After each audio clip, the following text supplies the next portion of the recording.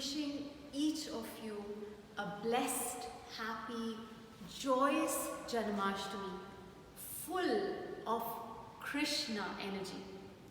Isn't it amazing that more than 5,000 years after Lord Krishna was born, we still celebrate his birthday with so much gusto, so much joy, so much fervor, so much faith, so much fun and so much enjoyment. So what is Krishna energy all about? What is the mystery and the intrigue that Krishna embodies?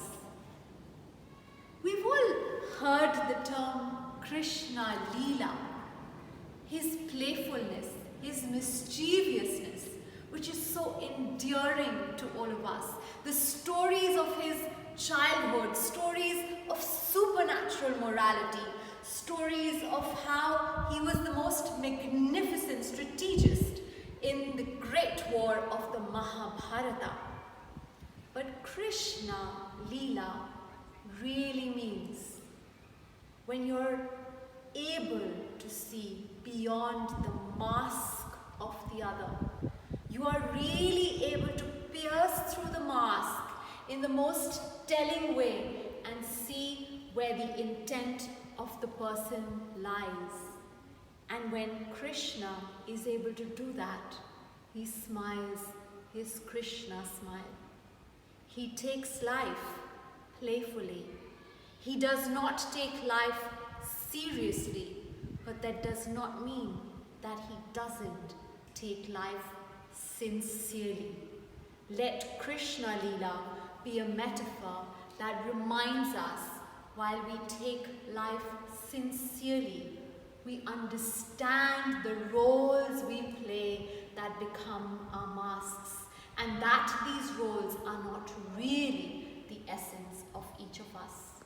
So may our playfulness, may our sincerity trump a seriousness and heaviness of life. Another very pertinent aspect that I remind myself very profoundly about Krishna and Janmashtami is a powerful day to reaffirm this reminder, which I would like to share with each of you, is how Krishna in the war of the Mahabharata tells Arjuna, when Arjuna is distraught and the man who was known and celebrated for absolute unflinching focus when faced before his family members who raised him with love, like Bhishma Pitama, when faced before his own teacher, Guru Dronacharya, who made him the greatest warrior of his time, the man who loses all emotional perspective when faced with those he is emotionally attached to. Does that happen to you?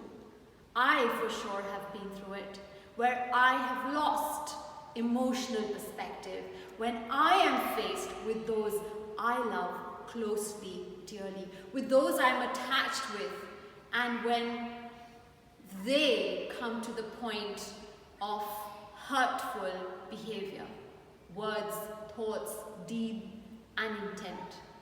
Krishna reminds us that no matter who the other person is, however attached we are to them, however entwined we are to them, even if they are our own family or our very teacher, what we must rise up to is what that moment and situation demands.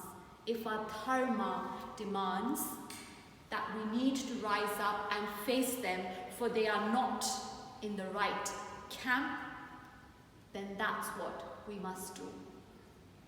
That's what Krishna inspires Arjuna with, this very insight that then forms the entire treatise and the philosophy of the Bhagavad Gita.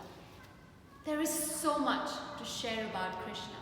His stories, his life itself is the greatest teaching. But foremost is knowing Krishna consciousness, being on a journey of Krishna consciousness, and being willing to incarnate inculcate that energy best we can, however we can, being infallible with all our slip-ups. That would be Janmashtami every day. Lots of love, light. Happy Janmashtami, everyone.